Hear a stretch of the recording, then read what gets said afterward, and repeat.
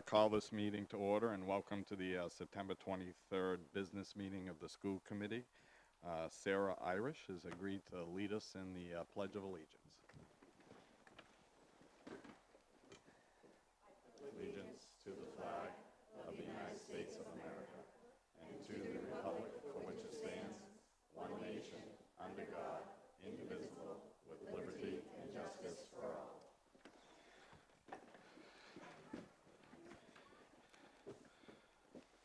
And agenda item number 2 is recognition of the, how do you pronounce that? Actum Achieve Award. And Dave Terrio will be presenting.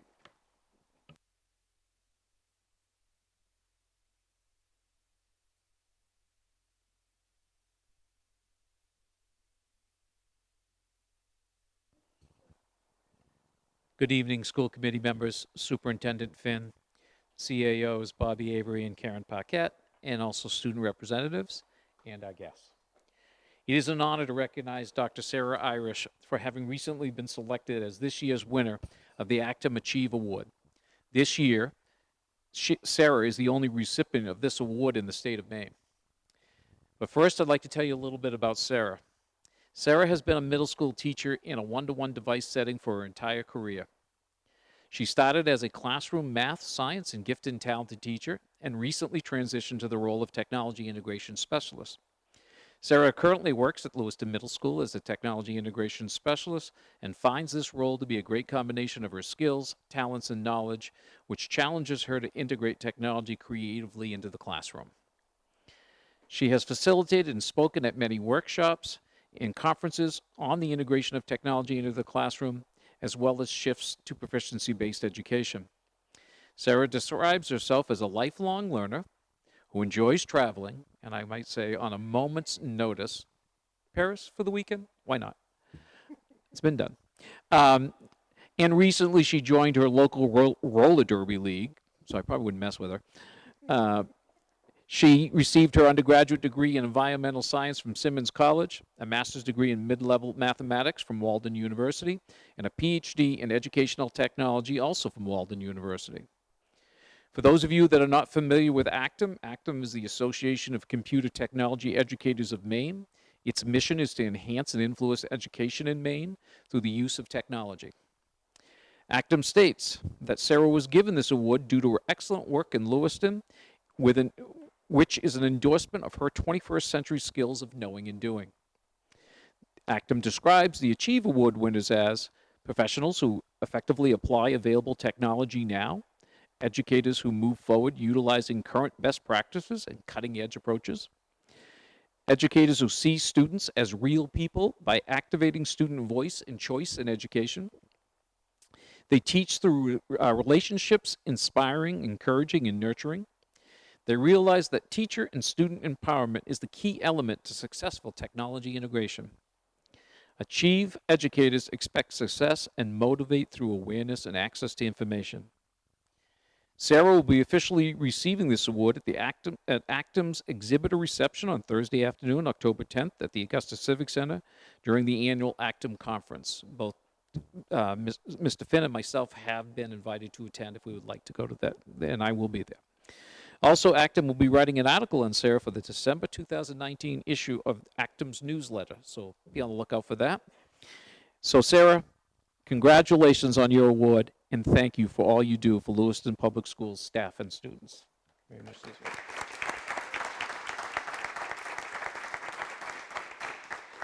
Thank you very much. I was incredibly humbled and shocked when I got the email notifying me that I got the award. And all I've been saying to people is, you know, teachers, we're really good at giving awards. We have no idea how to receive awards. But I'm figuring it out. But thank you very much.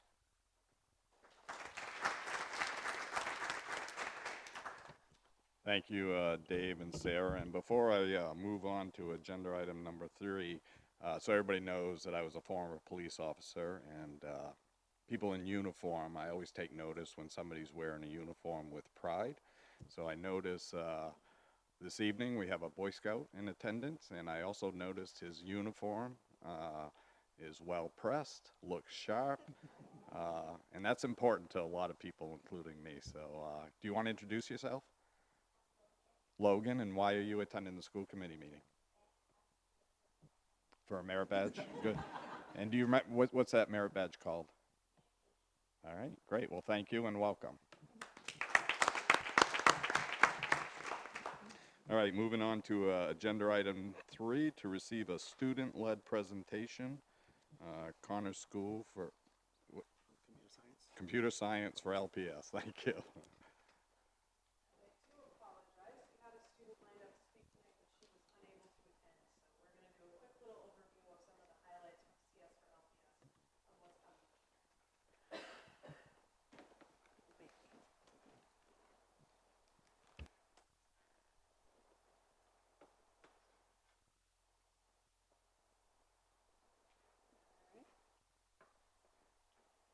You did just see my screen, right? Like.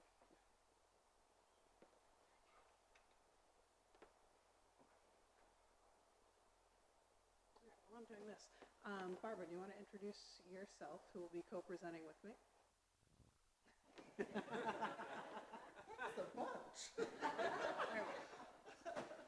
Hi, I'm Barbara Benjamin McManus. Oh.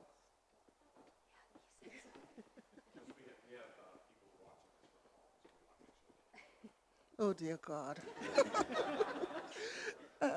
I'm Barbara Benjamin McManus. I am an ELL teacher at Lewiston Middle School, and I am also very active in the coding initiative. And I am Alicia Biggs. I am the computer science coordinator for Lewiston Public Schools. And so this year with CS for LPS, and again, that is computer science for Lewiston Public Schools, some of the fun things that we have planned are we want to host at least 3 family code nights. So if you remember, Longley hosted our first one, thanks to Allison Linton and Nez Griffin. We hosted another one last year at Montello, and also Longley and Martell, they did a co-one. And this year, I would like to invite each of you to attend our first family code night, tentatively November 6th, which will be hosted at Farwell.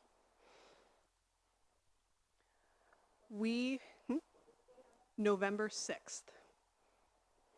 And we'll get more promotion once all the pieces are aligned.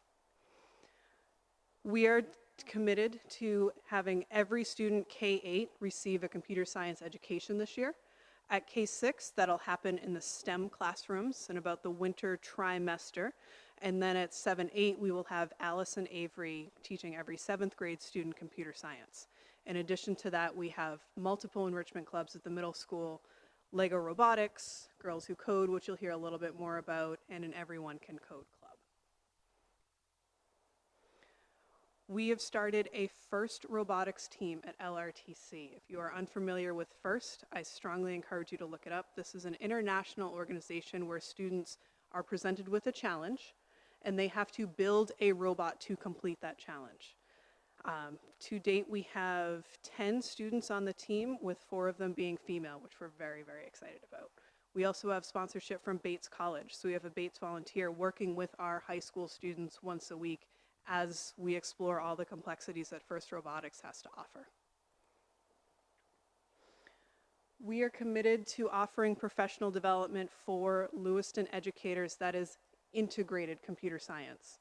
So what I mean by that is that computer science is not one more thing getting pushed onto teachers' plates because they already have enough on their plate as it is. We are looking for opportunities that show how can you teach math a little differently? How can you teach science a little bit differently than you have in the past?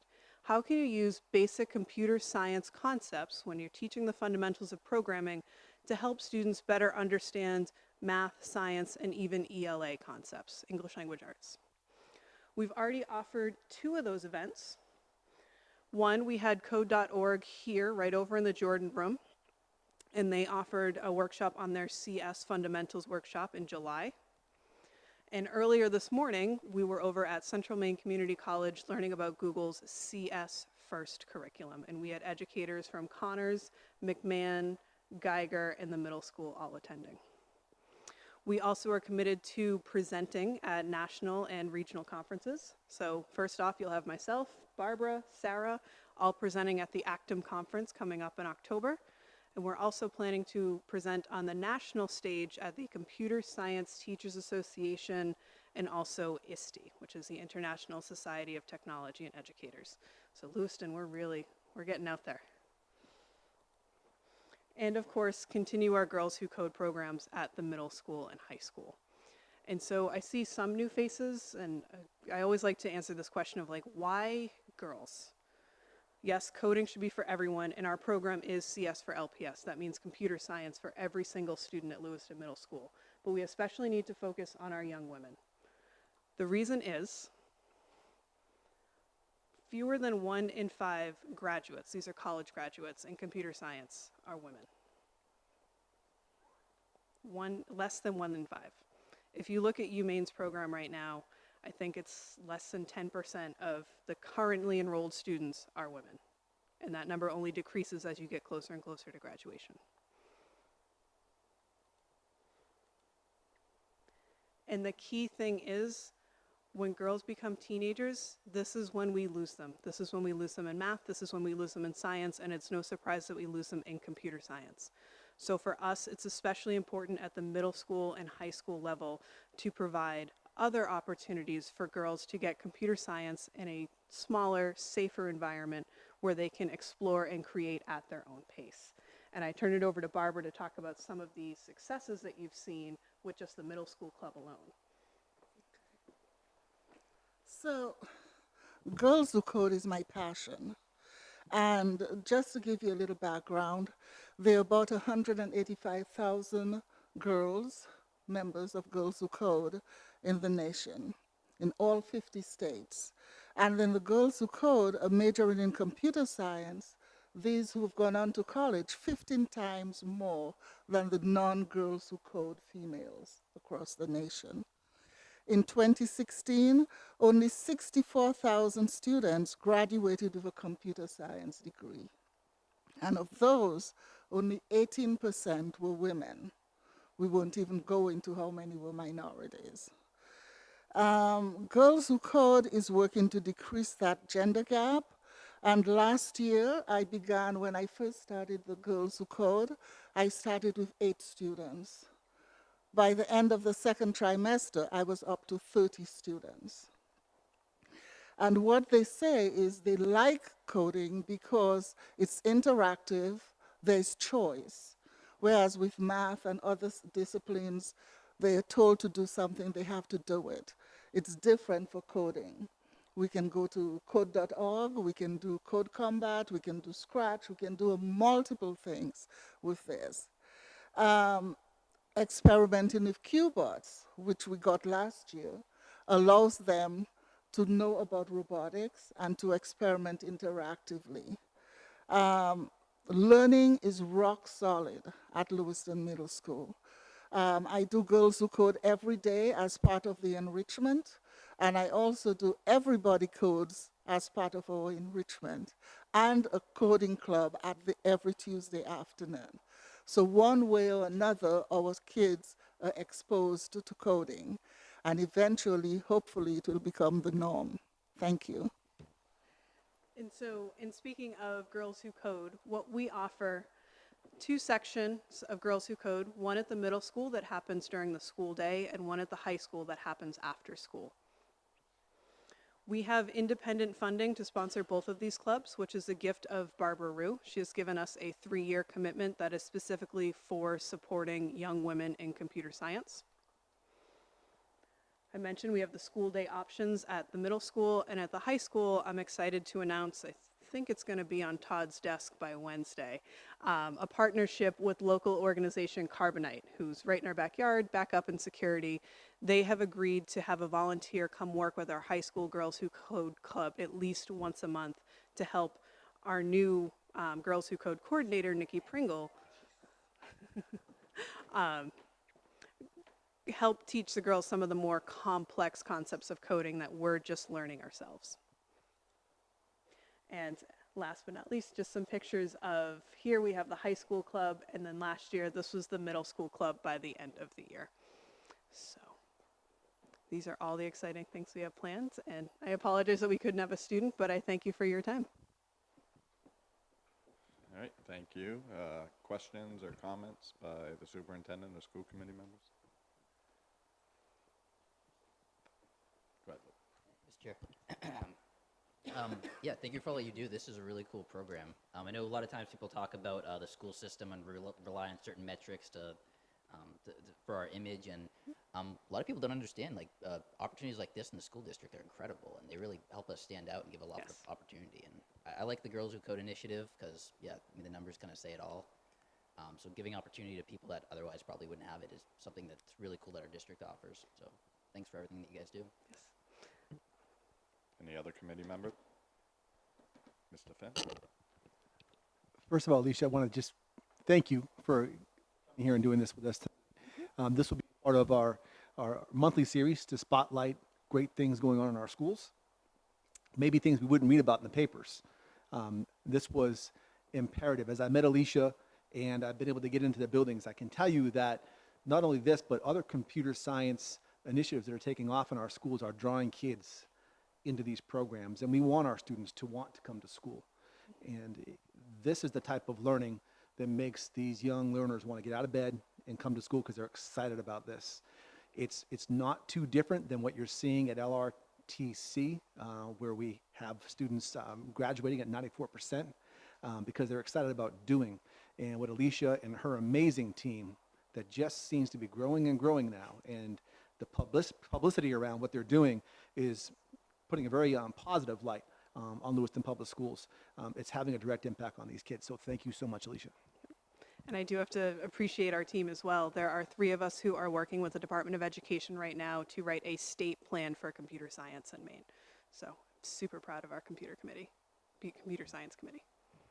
All right, thank you, Ms. Biggs. Oh, Monique.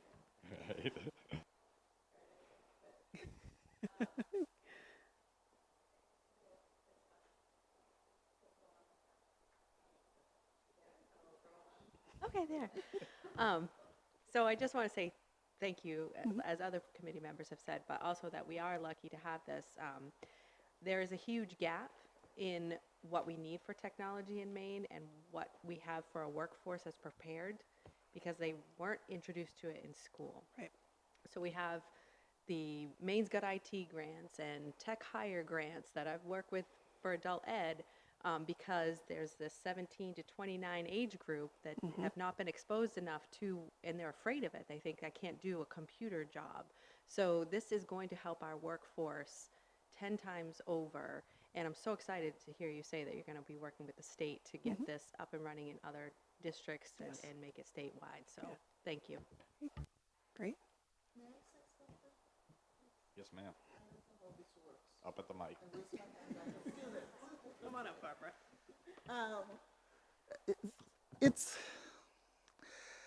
You have to this is huge. So the 3 of us, Allison Avery, Allison, and Alicia, and myself, we were in Augusta, in Bangor on Friday, tweaking a proposal for a statewide computer science program in all schools. And it will be presented to the legislature in October. So this is something that is really going, but the nice thing about it is Lewiston has 3 representatives. Okay. So just a quick reminder that the school committee has a liaison with our state delegation. So when that bill is prepared, you may want to share it with our liaison so that they can advocate for this as well. It is now, but next year. Context clues. All right, thank you. Excellent. Thank you for your time. Yes, no? All right. Agenda item number 4 is our consent agenda. Are there any items on the consent agenda that school committees members want to take off? Then the consent agenda will be adopted or accepted. Thank you. Agenda item number 5 is public comment period. Is there anyone in the public who would like to comment? If not, we'll move to agenda item number 6. And before the student representative report, Mr. Finn would like to introduce our new student representative. Thank you, Mr. Chair. I received an email from the principal at Lewiston High School, Jake Langlis, and he cannot be here tonight, but he insisted that I read this. So I'm going to read this to introduce our new student representative on the Board of Education, school committee, I should say. It says, Todd, in my absence tonight, it is with great honor that I share the name Gemma Landry with you for school committee representative. Gemma is a junior at Lewiston High School. I believe she would agree if we said she bleeds blue. Is that true, Gemma? Okay. She has a competitive edge, works hard in the classroom, works hard on the field, the ice, the diamond, and represents good citizenship. Gemma remains focused on doing the very best she can as a student, as a leader, and as a Blue Devil. We are working to create an environment in which students earn their diploma as graduates who are competent, resilient, empathetic, and have direction for life. Gemma represents these things, and I am pleased to share her name with you. Sincerely, Jake Langlis, Principal, Lewiston High School.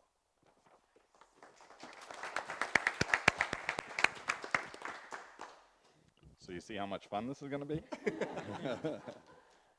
Thank you very much for stepping up to, this is an important position, I think, because it really allows the student body to have a voice right at the table of the school committee. So thank you very much, and now I'll turn it over to you folks for a report.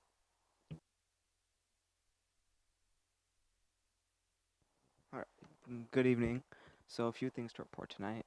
First thing is the LHS Aspirations Lab will be hosting a college application review week in December 9th and December 13th, where college admissions counselors from Maine, New Hampshire, and Massachusetts will come to Lewiston High School to meet with you and review your application, transcript, letters of recommendation, and SAT scores.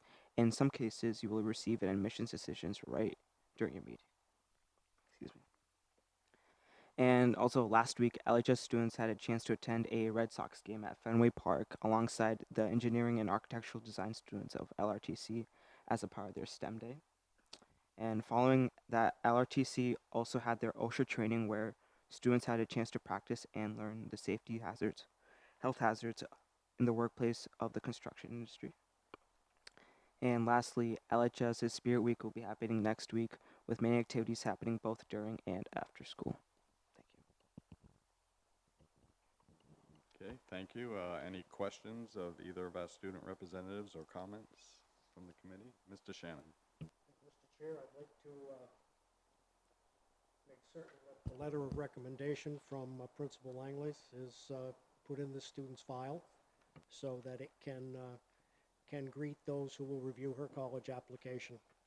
And her service to her community should be noted there. Thank you. Thank you very much. And I would assume there is something added to any student who serves on this board. Okay, very good. Thank you. Thank you, Mr. Shannon. Any other questions or comments? Okay. Agenda item number 7 to Ms. Parks. Boy, you guys are doing this a lot to me tonight. Did our new representative have anything to say, or no?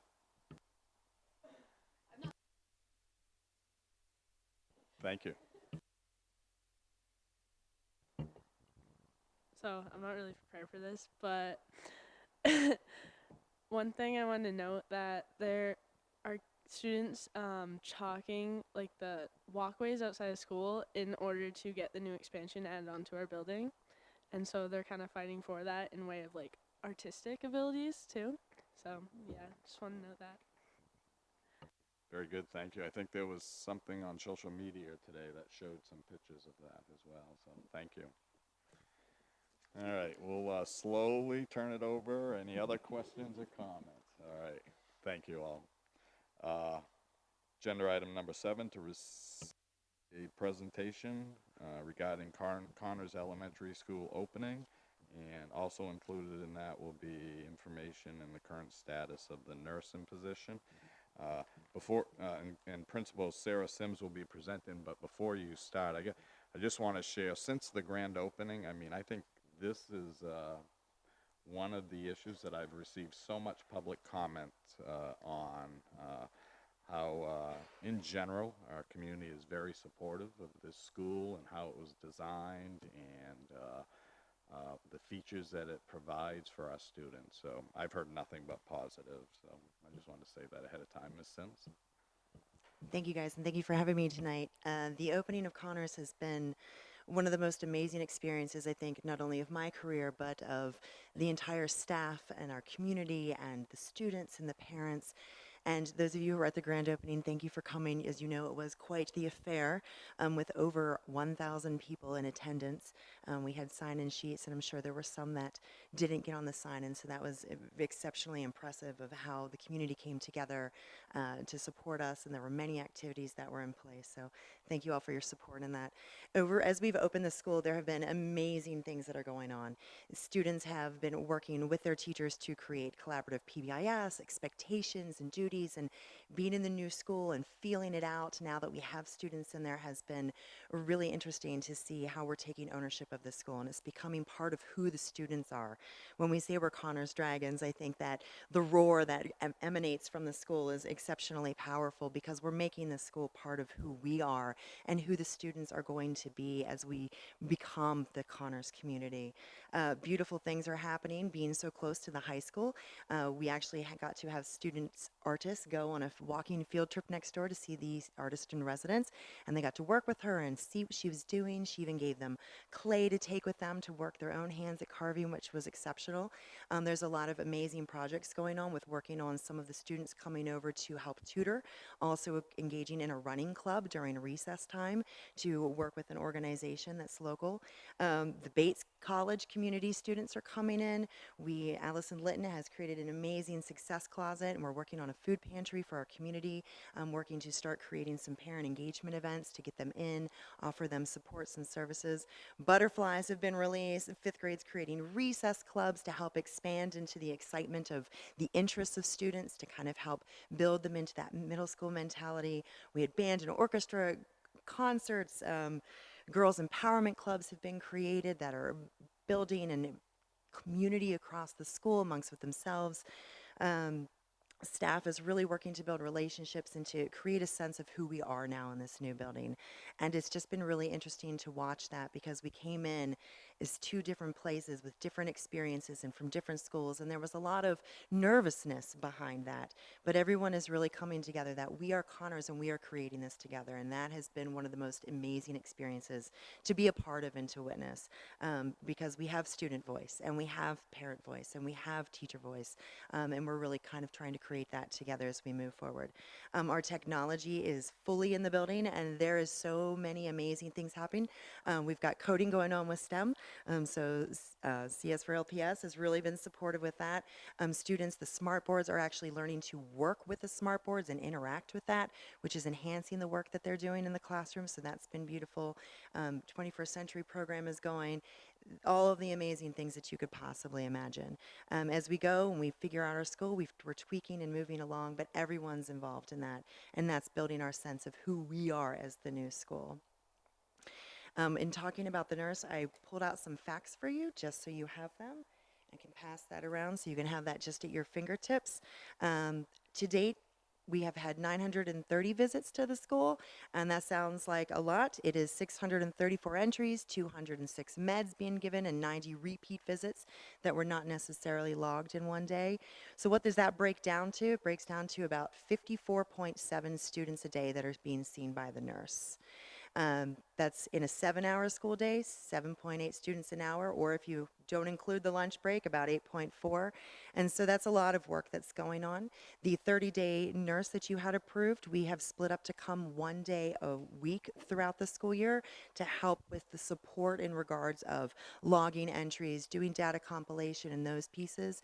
Those days, it's been exceptionally helpful to have that. It's actually been able to be manageable in regards to upkeep on the work. You can see there's a list of other factors that are happening that the nurse does outside of just the clinic responsibilities in regards to med administration or, Band-Aids and, bruises and playground injuries and those sorts of pieces and tummy aches.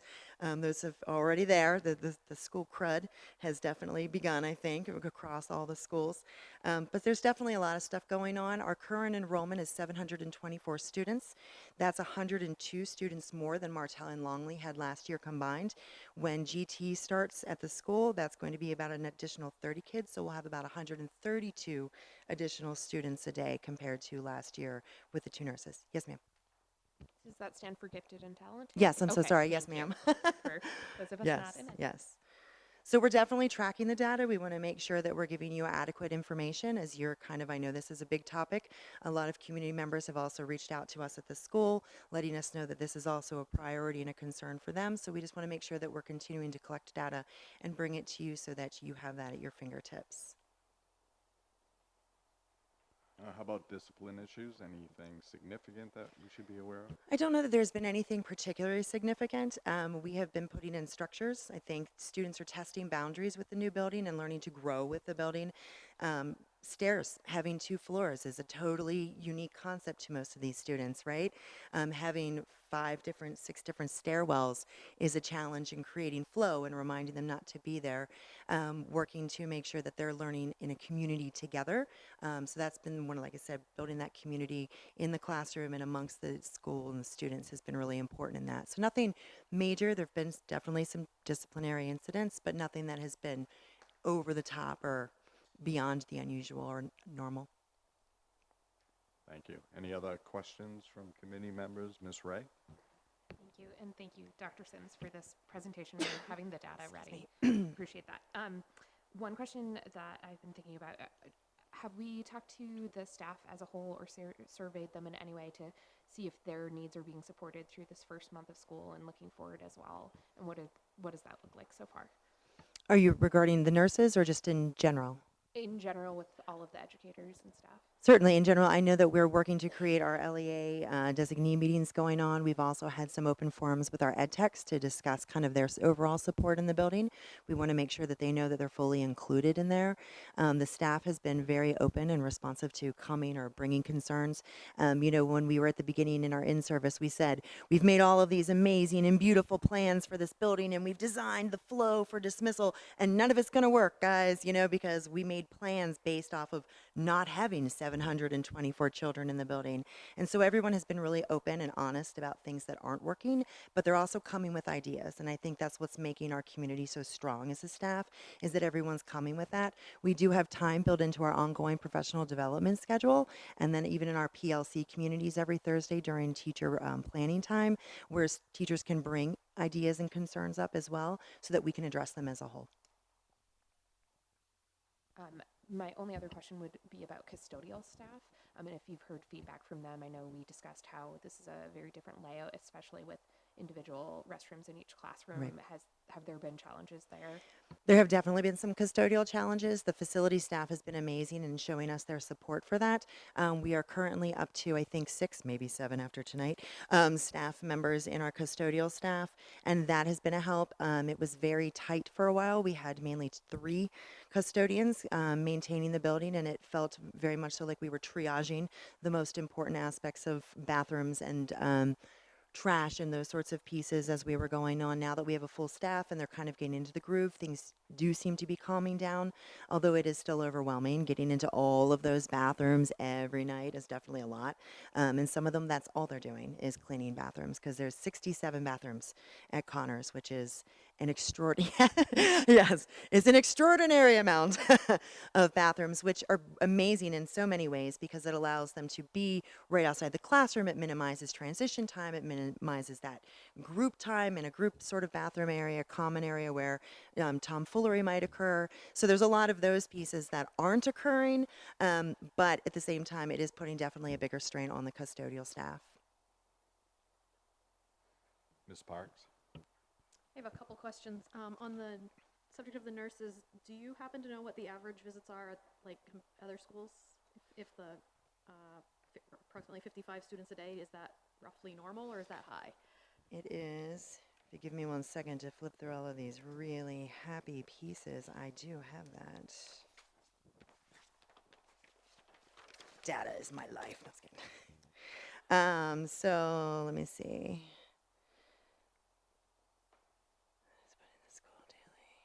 Looking to see. So this is information from last year that was just projected, but they were looking at seeing a number of, depending, Farwell was, oops, I'm sorry, that was a care plan. Sorry, I'm reading across. 1775, 54. So they were looking at doing about a little less. It looks in some schools they were doing somewhere close to 40, some were doing 37, some were in the 33s. So I think it kind of depends upon the school. And exactly, some of the smaller schools. So I think it just sort of depends on what you're looking at particularly. And of course, we all know that once flu season and the cold hits in, some of those things definitely amp up a little. So it'll be interesting to see as we continue to track the data how that goes as we get into some of those seasons of unfortunate winter illness. One more question. I know that Longley didn't have their own full lunch program. How was that transition gone? The lunchroom has been absolutely fantastic. Having that big space is great. There's definitely some things we're working out tomorrow. We're having these beautiful community meetings with the students and the staff to make sure that we're putting clear expectations in. I actually met with Alyssa Roman earlier today to discuss opening the third line. Some of that is just coming from filling the last 3 spots of staff for the cafeteria. Once we do that, we'll open a third line that will help with getting students through a little faster because right now we just have 2 lines for feeding. So that does make it a little bit harder when you're looking at running 100 kids through and getting them seated, and especially little ones when you're trying to help open milks and juices and all those fun things. So we're trying to help spread that out a little bit more so we can get them through so they have a little bit more time. Any other committee members? Mr. Jensen. Thank you, Mr. Chair. And I certainly have not been shy on the issue of the Connors nurse and having one, and I've been very publicly supportive of adding a second position. Thinking about it now in the email we received earlier today about a conversation between some nurses in the district, I think it'd be wise for us to have a workshop on the issue. Discuss, I guess, the district as a whole rather than focus on Connors. Discuss what we can do, maybe possibly add, I think the idea of a floating nurse for all schools, I mean, that's just an idea at this point, absolutely nothing in stone, but to discuss our options. I think there were only 4 of us on the board at the time, but about this time 2 years ago, the librarians, the head librarian, Donna, forgetting her last name. Spignardi, that's right, thank you. We were pretty vocal about some of the librarian situations in the district, particularly one, and how it was a librarian who pretty much had no downtime to even run to the bathroom. So it kind of reminds me of a situation similar to this, and we took action then to add another librarian position because we felt it was very important to the district. So I see a lot of similarities between that and the current situation right now, but I would be supportive of a workshop at our next meeting and discuss this a little bit further, and then we can make a decision if we want to do it not a budget expenditure, kind of see how we want to go forward on this. I mean, I do want to reiterate that I am supportive of the idea, but I don't want to be the only one up here calling for it if nobody else is interested, so I would encourage a workshop. So my thoughts would be that we really should wait for data. You know, let the superintendent, and this is just my opinion, let the superintendent stay connected with his principals, and if there's an issue, I'm sure the principals will bring that to the superintendent's attention. But right now, we're not even sure that there is an issue. Mr. Jensen?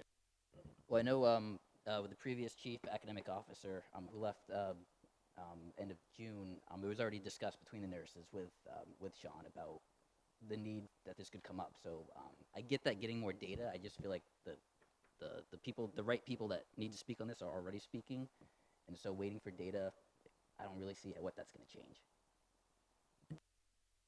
Other than justifying to our constituents before we, and I think that will happen through the budget process as well, though.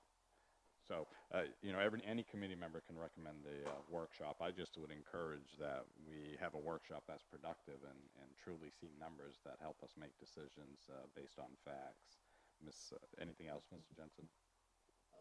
I'd say again with the librarian situation, we didn't necessarily have data on that, but it was pretty clear there's a lot of public support.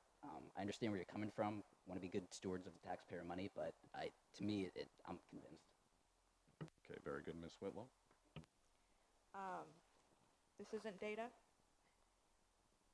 Is this not data? Is this unofficial data?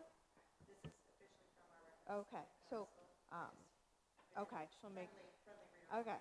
So we could use this data, right, to talk about it?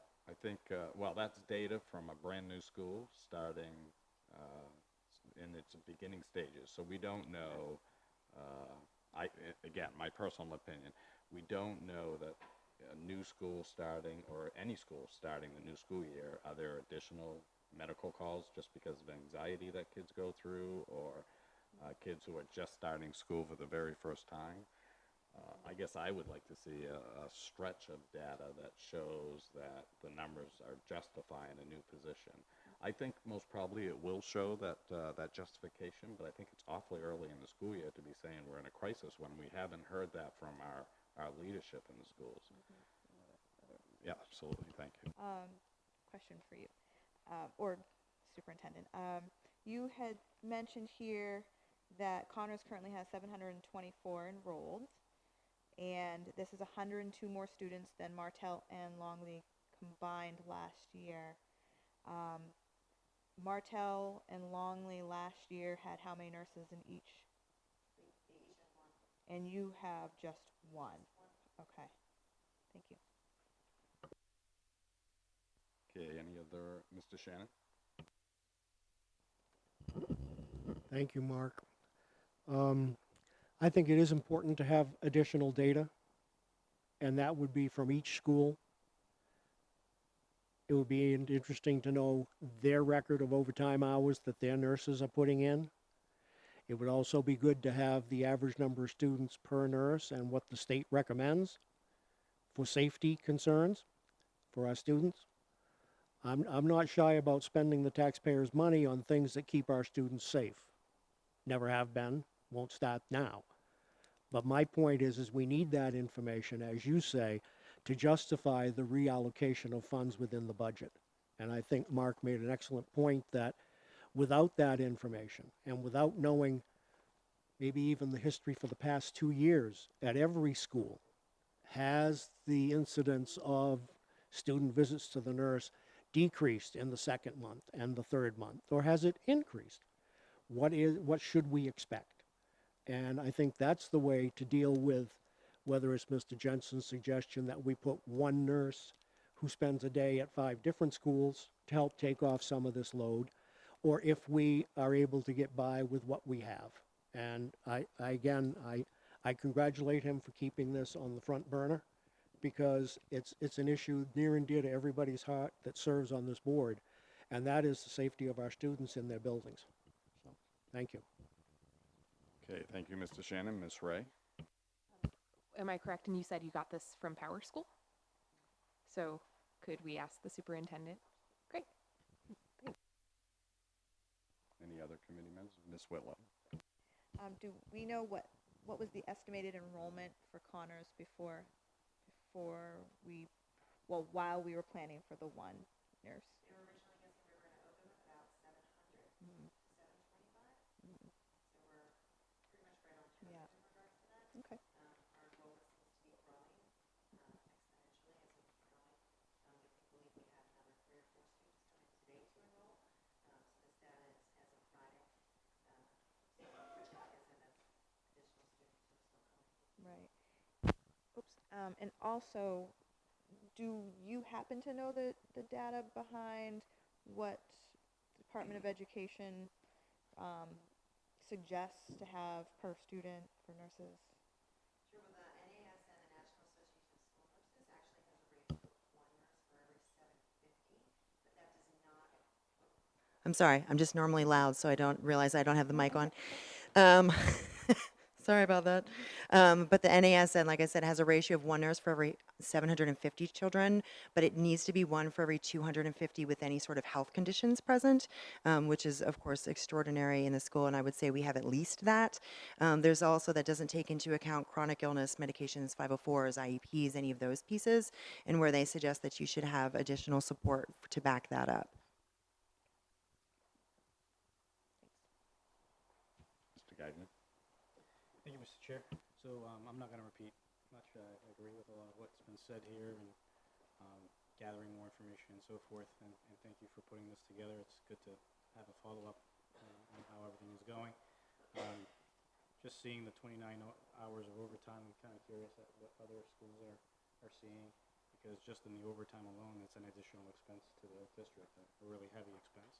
By just adding a possible other position, we could actually be saving money, and not only that, but saving a lot of time. You said there was a lot of is it 90? Yeah, 90 repeat visits.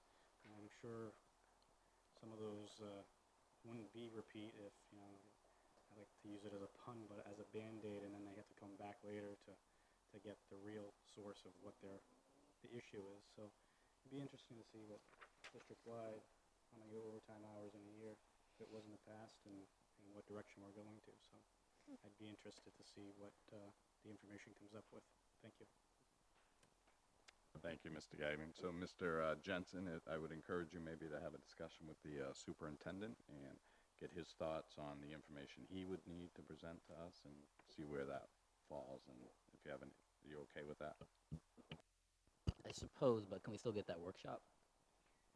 Again, it's more about timing. I think the superintendent's not going to want to do a workshop until he's prepared to provide that workshop. So if in a month he thinks he'll have that needed information, or sooner, whatever. Go ahead. I mean, I was hoping to hear from the nurses in the district as well. Maybe hopefully have as many of them come as possible to share the thoughts that they've been sharing for back in the springtime. I mean, I don't want to rush it and say that if there's more data we can get, then we should not wait for it. We absolutely should, but I just don't know what other information is going to come out other than comparing it to other schools.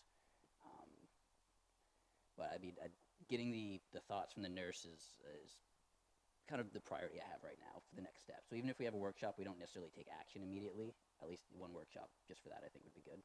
Okay, and keeping in mind we have budget season coming up, and that's typically when additions to a budget should be presented to the committee, so that we're looking at a budget as a big picture item versus individual, because individual accounts tend to be more based on emotions versus the big picture. Yes, we can, I'm not going to deny any committee member who wants a workshop. I'm not convinced we're going about that in the right way with budget season so close to this, to the next committee.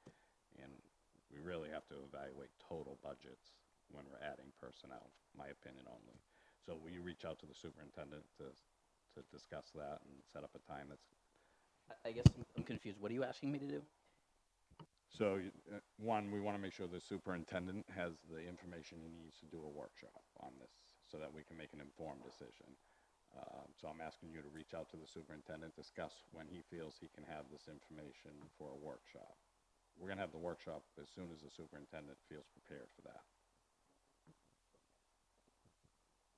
Am I being confusing? Yeah, just check in with him like weekly or something? No, give him a call on tomorrow and have a discussion about when the information that we'll need to make this decision to add such a significant amount out of budget expense. Okay? Discussion on this? All right. Yeah, absolutely. Just real quick, having spent the last 4 Fridays in schools, every school has got its own unique culture and climate, and Connors is no different, although Connors is very different. I would invite any of our committee members that had an opportunity on any day to visit what's going on at this magical school. I call it a magical school because you wouldn't know, if you're an outsider like me, you wouldn't know it was 2 schools that came together as one. It's really developing this really strong sense of belonging. They're all dragons, and they've got themselves an incredible leadership team. And one thing I'm noticing is that there's this sense of leadership amongst the teachers. Is starting to spill over from Sarah and from her team to the teachers who are leading in the hallways and leading in the classrooms. And the kids will walk by you without knowing you, and they'll put their fists out because they expect a fist bump from you. They expect a fist bump from you.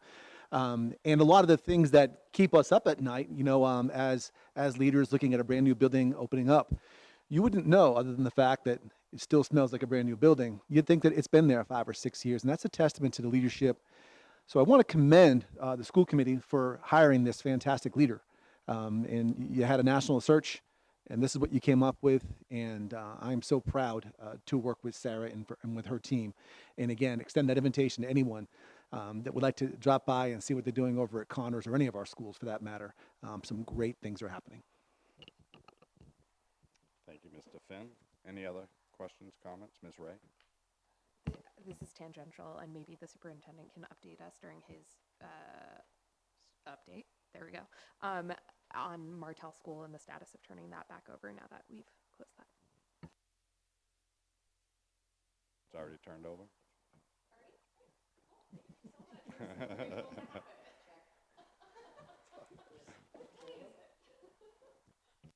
Mr. Shannon?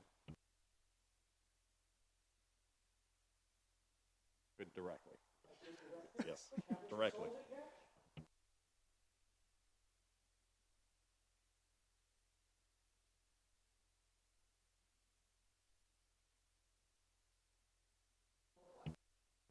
I thought it was going to be turned over in September, correct? And that has already happened this month. Perfect. Ms. Parks? Oops, I'm sorry. So one of the ways we know is we don't have to mow the grass anymore. That's that's on our good friend Ed Barrett and his team over there. So it's all yours. On that tangent, do we know why the playground has been closed down and if anybody can do anything to get that open back up for the kids that live in that area?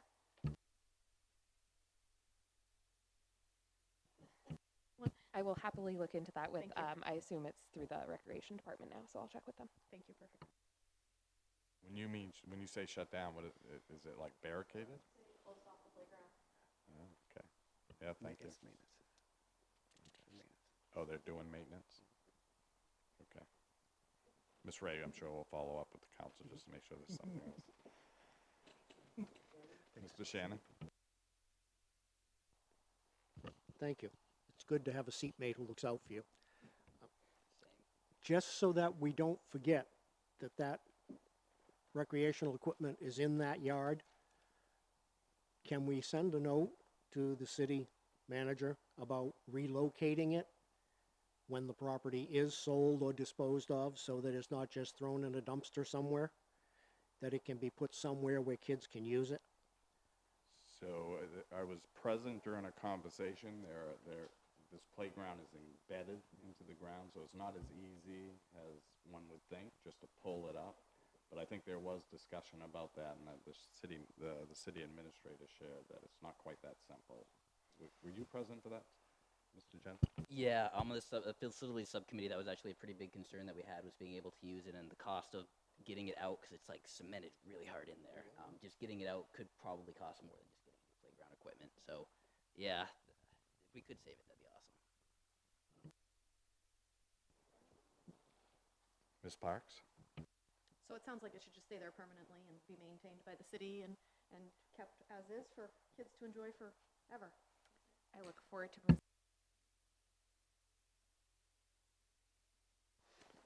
On one of our most valuable possible economic development lots in the city. Okay. All right. Anything else, folks? If not, we'll move to agenda item number 8 to receive a report on Lewiston Public Schools turnover rate. Bobby Avery will be presenting, and thank you, Ms. Sims. Thank you, guys. Have a great day.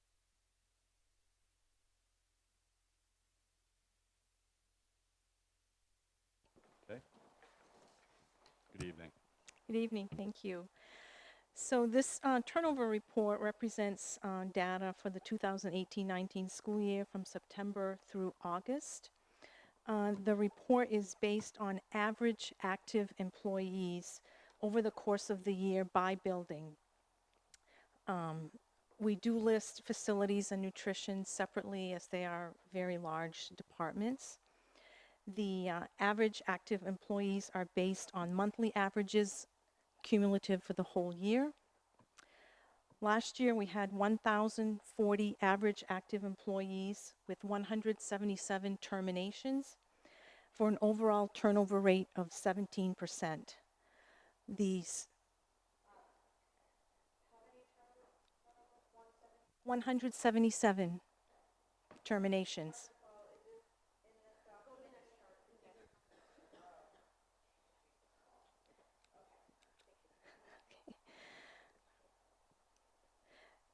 Hold on. how are you defining terminations? Is it all folks leaving employment or just being asked to leave? Everyone leaving employment. Yep. So the certified professional employees and the ed techs are categorized in 3 areas: regular instruction, special instruction, special education, and ELL, English Language Learner. And we had 95 certified professional employees terminate last year, 68 of whom were regular instruction, 16 special education, and 7 ELL, for a total turnover rate of 17.5%. With respect to ed techs, 14 were regular instruction, 34 were special ed, and 1 was ELL, for a turnover rate of 17.8%. If you look at the chart below, below that one, there's a breakdown of the certified professional employees and the ed techs by building. Martell had the highest turnover rate for certified professional employees at 38.5%. Dingley had 0. Regarding the ed techs, Geiger had the highest turnover rate at 27.5%, and again, Dingley had 0. Last year, we had a high BHP, behavioral health professional ed tech population, with 94.7 average active employees out of 276 being BHP ed techs. The turnover rate was 14.8% for the BHP ed techs, and the BHP turnover rate within the overall ed techs was 5%.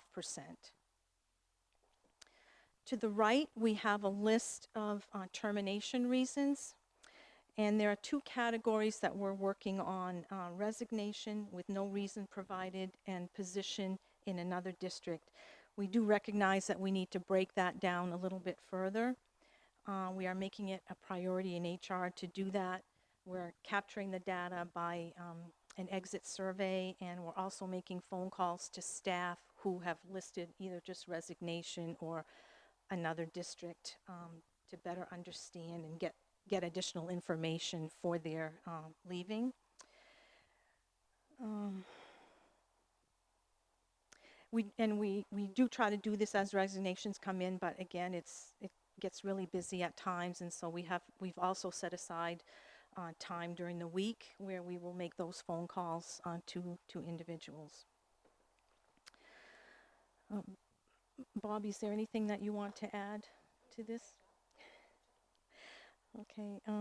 I do want to point out that last year our turnover rate was 16.7%, which is a little bit lower, for the 16-17 school year, which is a little bit lower than last year.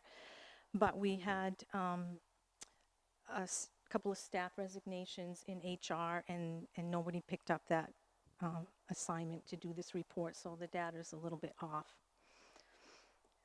So we're hoping to use this data to better understand the reasonings why people leave, and to help us move forward in taking steps to improve our retention rate. Are there any questions or any suggestions for improving our report? Ms. Parks?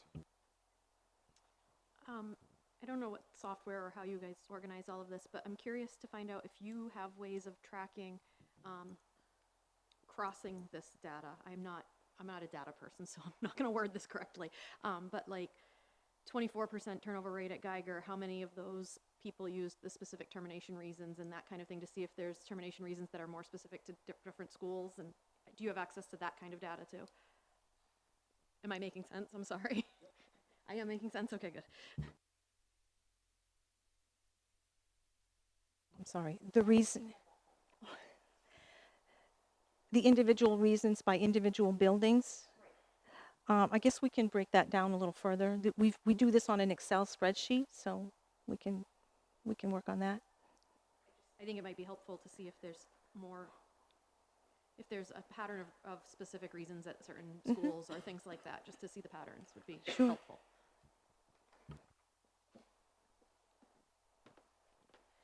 So we know who all these people are, so we can actually do that with this set of data. We should probably look at that. That's pretty easy to do. Would some of that be protected for executive session?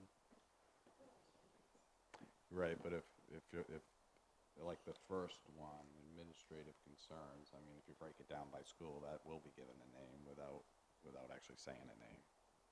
If we're going to talk about personnel in any way, it should be an executive session. If we're, I don't have my glasses on me, but if we're talking about like closer to home, a category such as that, that doesn't need to be executive session. And I really see only one item in that list that probably would be covered by executive session, and that's that first one. Oh, yeah, because it would be getting close to home if we're talking about schools. Good point. All right, Mr. Shannon. Thank you, Mr. Chair. I'd be interested in seeing the figures comparatively over the last 2 years and this year, especially with ed techs.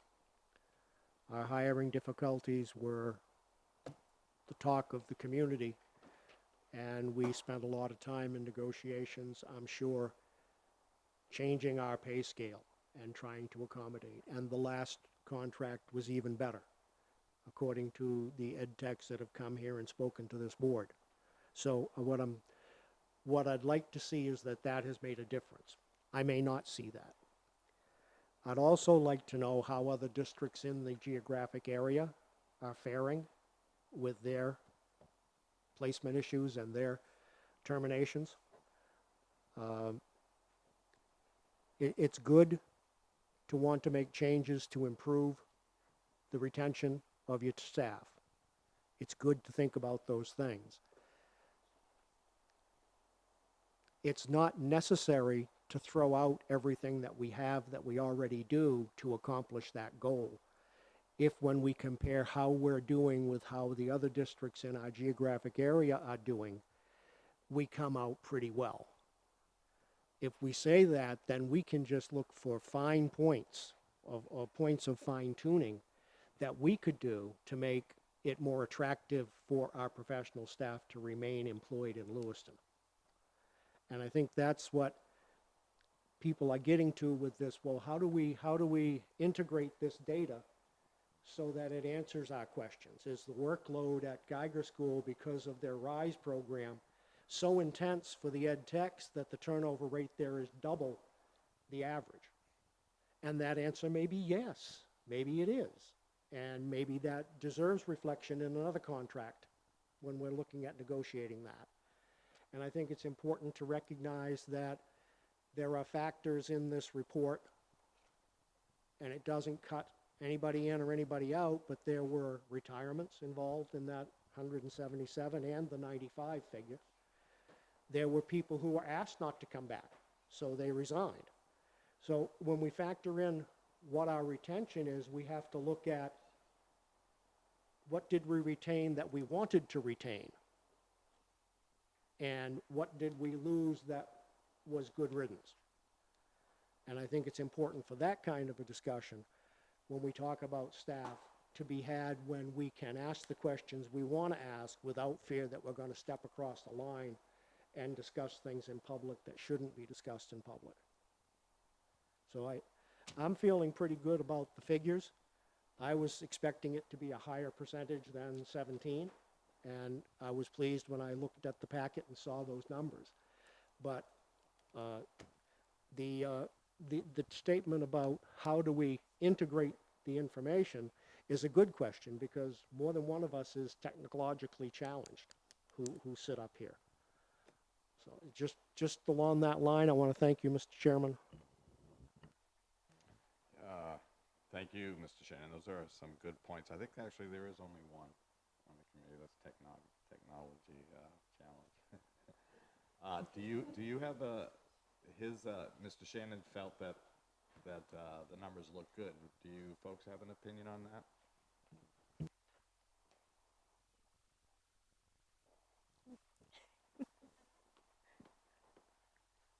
I have an opinion. Respectfully, Mr. Shannon, I don't think that the numbers look good. I think that 17% is way too high. We have an awesome school district. We have awesome students. And I'd like to see that, I think we all would like to see that number decreased. Just doing some quick math, looking at this, roughly 37% of everything in the right-hand column are things that we can control. And so we're going to look at that and figure out, how can we do better. with those, like, as an example, there's 20 folks that left for a position in another district. Why? We have a great district here. So we really have some more work to do to, untangle that and figure that out. I do want to say, to your point, Mr. Shannon, we don't have data that goes back 2 years as it relates to why people left. We just started collecting that this year. So that'll be hard to do, but we'll keep going forward. Can we go back 2 years on this report? We can go back to, I believe, 17, 18. I think I said 16, 17 earlier, but that was an error. 17, 18 is when we first started doing that. Okay, all right. So I think we have a lot of room for improvement here, and it's an opportunity. This tells a nice picture, and it's an opportunity for us to get better. So that's how I choose to look at it.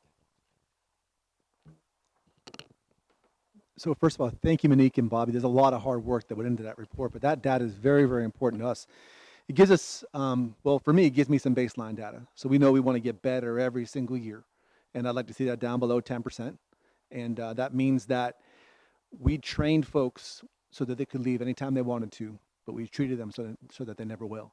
It's important that well, I'll tell you what, you're helping me pay for to defend this dissertation here pretty soon, so I appreciate that. But this dissertation is on core self-evaluation of teachers and their willingness to go above and beyond for an organization and how that relates to leadership style. And one thing that we're working on, and we'll work on tomorrow too, and our principals are all together, is how the 13 to 25 different leadership styles there are impacts how folks feel about themselves and what they're willing to do to go above and beyond and to stay with an organization. I think that we've got a pretty excited district right now, but we know that the only way to keep that momentum going is to go from new, because we won't be new here anymore, in about a month, to improved and improving. So when we see ourselves and catch ourselves doing some great things like our folks in computer science, we got to celebrate that. And folks want to be around the great things that are happening in Lewiston. I've said it before and I'll say it again, as long as we continue to tell our story, you don't have to look very far in Lewiston to see some great things happening between our parents and teachers and our learners as well. And so it's our job. I think that it's inherent upon us to continue telling that story, and folks want to be a part of that. Thank you, Mr. Finn. Any other committee members with questions or comments? All right, thank you. Thank you very much, Monique. Agenda item number 9 is to discuss the possibility and possibly approving the change of a start time for committee meetings. So I think it was our last meeting I suggested that we have this discussion for a couple of reasons. Sometimes our meetings can go quite late, and not only for committee members, but we have staff at a lot of our meetings, and I just felt that starting at 6:45 could maybe help if we moved that up to 6 p.m., but I'm open to any thoughts from committee members. Ms. Whitlow? I would, how am I supposed to say this? No, I would support, I don't know, I just blanked it. Yes, that's what I wanted to do. Yes, we need a 6 o'clock. So I move to start our meetings at 6 o'clock unless anyone here opposes that. So let's get a second first, and then we'll move to discussion. We have a motion on the table. Is there a second? Made by Ms. Parks. Ms. Roy? I just wanted to ask the student representatives if that interferes with any of your like after-school activities or sports. I would say 6:45 works best for me because as a class representative at Lewiston High School, our meetings do last till 3 to 3:30, and just getting that break in between helps. Okay, any other? So the break, you get out of your meetings at 3:30? Yeah. How long do you need a break for? What are you doing? So that, obviously your opinion really is important to us, but a lot of us work and really shoot, you know, and sometimes we run in here with fast food and inhale it before we start our meetings, but thank you, and thank you for bringing that up, because I think that was important. Any other committee members?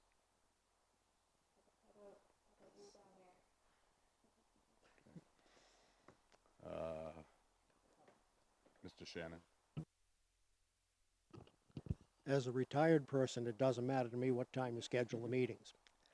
However, your next school committee will have to vote on its own rules, and setting the time for their meetings will be their responsibility, just as setting the time for ours is this committee's responsibility. 6 o'clock works as well for me as 6:45. Any Ms. Parks? I know that when we've had workshops that start at 6, the student representatives weren't required to be here until later. So if we did move it back, is there the possibility that we could have it be okay for them to come in a little bit later than the start of the meeting also? If we had a workshop, what do you mean? No, just for the regular meetings.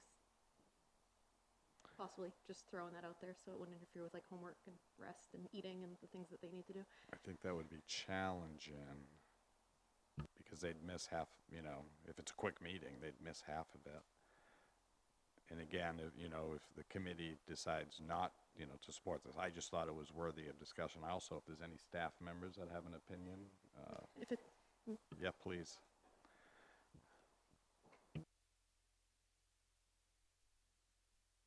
All right, so I'm Allison Litton. I work as the Family Engagement Coordinator at Connors, and I'm also the association president.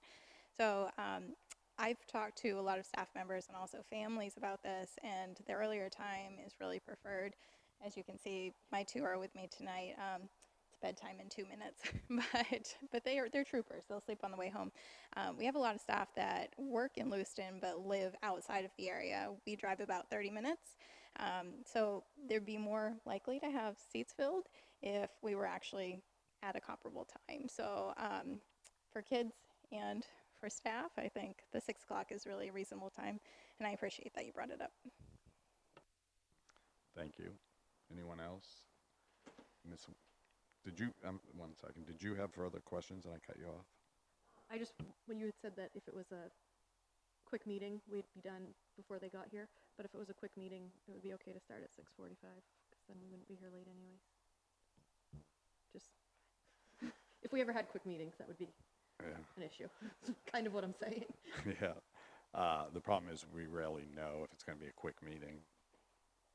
I mean, other than basing it on the agenda, but I get your point. Yeah. Ms. Whitlow? So my question is to Fazla. I totally understand where you're coming from, but I'm wondering if there could be a compromise, since it's only 2 days a month. Would that be something that you would be okay with? Yeah, absolutely, I can agree to that. All right, fantastic. Thank you. Any other questions, comments? Did someone else have their hand raised? Mr. Gagnon? Thank you, Mr. Chair. I don't mind changing the time. I know it's been a long tradition to keep it at this current time, because I think it might have reflected other meetings like with City Council, and people get familiar with certain things, but I don't mind changing it for this board anyway. I know we don't have that many meetings left until the board changes. They could certainly change it themselves as well, but in the short term, I don't mind changing it if that's what the board decides. Thank you. Any other questions or comments? If not, all in favor? Opposed? All right, thank you. Agenda item number 10, report from the City Council representative, Ms. Ray. Thank you, Mr. Chair. Okay, so last week the City Council had a very full agenda, and they unanimously adopted the Healthy Neighborhoods Transformation Plan, which we all heard about from Shanna Cox and Bill Grant a couple weeks ago. I hope you all get a chance to watch the discussion that occurred. It was really powerful to see council chambers really packed for that decision. I unfortunately was not there, but I obviously wholeheartedly support that plan, and will be reviewing all the minutes in case there's other relevant updates to give to you all. I'm looking forward to attending my first regional service center meeting on Friday with Superintendent Finn. There is no meeting or workshop tomorrow, Tuesday, September 24th. I plan on sleeping. That's going to be great. And then there will be a workshop on October 1st. We haven't gotten the agenda yet, but we are going to be discussing additional smoking bans around town. At our last meeting, we extended smoking bans to all city parks, as well as the St. Mary's campus, because they go across the street. It's on city property. Other areas that we're looking at are the Lewiston Business District from Adams Avenue to Main Street along Lisbon Street business frontage, and then also the CMMC campus as a medical facility as well. Thank you, Ms. Ray. Any questions or comments? Thank you. Agenda item number 11, school committee chair report. And I just a quick reminder that the fall conference is on what date, Monique? October 24th. So if committee members are interested in attending that, they should really get a hold of Sue as soon as possible. I'm one person that hasn't done it yet, so I'll be doing that first thing tomorrow morning. I know we got a lot on our plates, but if we want to go, we probably should let them know ahead of time. Do they ever sell out, or is that, do you know? Okay. No, okay. Right. Yeah, thank you. Is there anything from you on the, I'll be sending, I just got the resolutions packet today from MSBA, so I will send that out to you all. If you get the newsletters from them, you'll see it, but I'll send it to you individually so that you can comment back to me individually, not as a group, on your thoughts about the resolutions. I'd really like to make sure that we represent this board the way that they want to be represented. Thank you, Ms. Roy. Agenda item number 12, report from the school superintendent. Mr. Finn. Thank you, Mr. Chair. Before I get started, I do want to thank the members of the City Council for an absolutely phenomenal experience last week. It was nice to see democracy in action, and with the support of the Healthy Neighborhoods Initiative. Also want to point out that our school committee chair gave a phenomenal statement there, and I think that really helped support for this. So it was nice to see our friends from Bates show up and folks from all over the city, and it was just neat to really hear that cheer come up, and the mayor let everyone cheer, which was awesome. So big victory for the city of Lewiston. Our first month is wrapping up. Can you believe that already? Our first month will be wrapped up sometime at the end of this week. And for our members here that are part of our student body, 9 more to go till you graduate, right? And then, well, but a little while to go. This week, our principal's reports are due. The principal reports are, I'm really looking forward to this. As a data person, I get my hands on some great data at the end of the month. They're rather comprehensive. They look a lot different than they used to, but I will use that to create the superintendent's report that you will see in 1 week. So it'll come to your email, and I'm excited about what we're going to be able to do with that. Our Lewiston Listens series kicked off on the 19th. It went well. We had about 33 people there in attendance. And we got some phenomenal feedback. And so looking to have our second one in October, and that will be at Geiger. Do not have a date yet, but I'll announce that at our next meeting. And so we'll continue collecting data. This is all process and perception data that we're really looking for to help us create a strategic plan. We have Community Connections on Wednesday, and this Wednesday's Community Connections, we will have folks from the community who have a voice of concerns around assessment and accountability, in other words, testing. And how testing has been not only in the state of Maine, but also in Lewiston. This will be a forum that I've invited folks to, and some folks very enthusiastically are going to show up at the think tank downstairs, that's Bill's old conference room, to just have a really neat conversation around what it is that we're actually trying to do and how we can do better. And so very excited about the enthusiasm behind that. Our website has been revamped. If anyone's been on our website, it looks a lot better, right? So that just took a couple of Patriots games to get done. We have Genius Hour kicking off on Wednesday, Genius Hour. We talked about this last week. This is an open forum. There's only 18 seats available. They filled up very, very quickly. And the topic on this Wednesday is creating an equity mindset in Lewiston Public Schools. So looking forward to seeing what these folks from all areas of Lewiston Public Schools have to say about that. They're asked to come with solutions, and we will share out what those solutions are. Should be a very interesting monthly series, Genius Hour. We will be recognizing a school at the next board meeting, and that school will be the school that has the highest average daily membership ADM attendance for the month of September. We'll recognize them with a banner that they can hang in their lobby. It gets very competitive if you have to give up that banner. We want to be able to reward one of the fundamental building blocks of success in any school system. That's that we come to school. And then we want our principals and our leaders to share, how'd you win that banner? For example, at West Bladen in North Carolina, we happened to win it 11 months in a row. And then when someone took it from us, I was really upset. So we had to go back and revisit how we could win that banner. It's something that I'd like to bring here to Lewiston, and we've got the banner made already. And, so we'll invite the successful school. We can hang it up for 1 month. We will take it back and reward that every month. So that's something to really look forward to. And let's see, finally, did feature our spotlight presentation. And just as a heads up, in October, you'll be hearing from the store next door. And that'll be an interesting presentation as well. Very excited for that. So on top of a million other things that are happening in our district, that concludes my report. Thank you, Mr. Finn. Agenda item number 13, any community announcements the school committee members might like to make? Mr. Gagnon.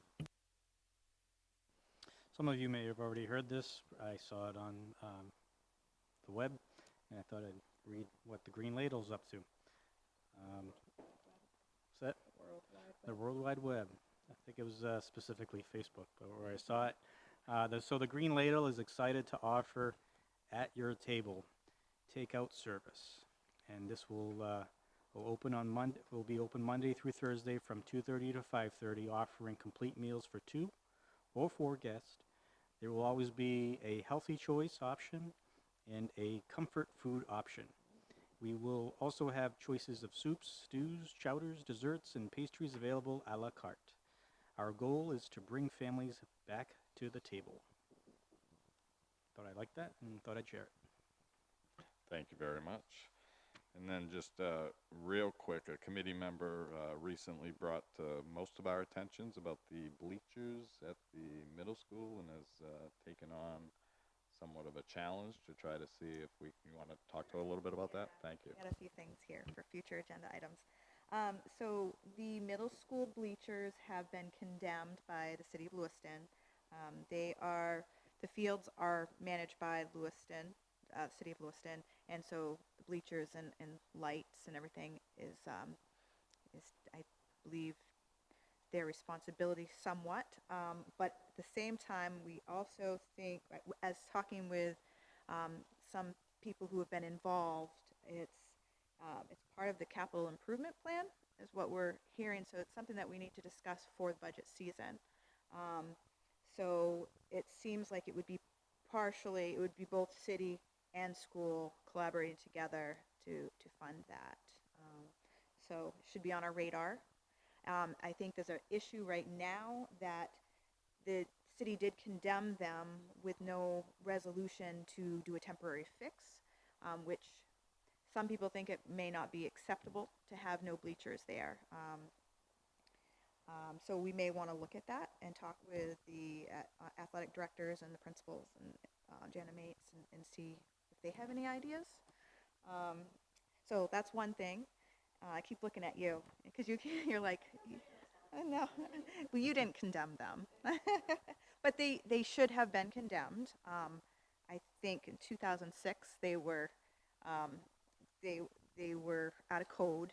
If anybody's been on them, they're scary, but they were grandfathered in, so it's not like they were falling apart. They were out of code. So city did the right thing. The city did the right thing. We just need to come up with some type of resolution on how to get seating there. So also, we would probably want to start discussion on an athletic director position at the middle school. For budget time, we may want to think about that. Right now, currently, the athletic director position is a stipend position. That position is only an hour a day in the morning, and then then that person's a full-time teacher. There's, I mean, probably 9 sports organizations right now just in fall. I'm not sure how a stipend position of 5 hours max a week can help a district grow their youth sports. So that would need to be done, and that brings us to the boosters that, to help fund these sports. If we don't have an athletic director to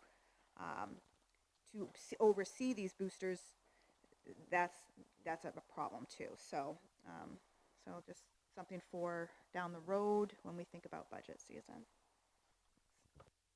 Thank you. We move to agenda item 14. So any other future agenda item suggestions? Mr. Shannon? Thank you, Mr. Chair. My experience has been that traditionally the school committee votes on their pleasure or displeasure with the resolutions that are going to be presented at the Fall Congress, thus giving our voting delegate some direction as to how this committee feels those resolutions would impact our district, either positively or negatively. And in order for that to be the case this time, we would need to have that on our next agenda. So if that can be accomplished and the information can be put in the packets, not only will we have an opportunity to read it when Ms. Roy gets that sent out to us, but we'd also have an opportunity to prepare remarks and to think constructively about what that resolution could mean in our situation. And if that can be included on the next agenda, I'd appreciate it very much. Thank you, Mr. Shannon. How did we do it last? Did we actually vote last year? We did? Yeah, so let's make sure that that's on there, Mr. Finn. Thank you. Any other possible future agenda items, workshops? Your request is noted. Thank you. Mr. Shannon? I haven't had an invitation yet to the annual Christmas party at the Dingley Building, and I wanted to know if there was still going to be one.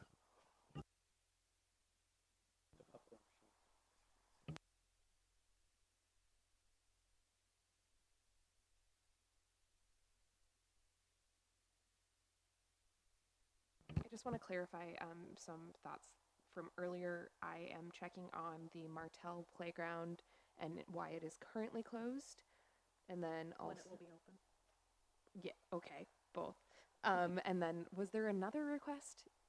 The bleachers? The bleachers.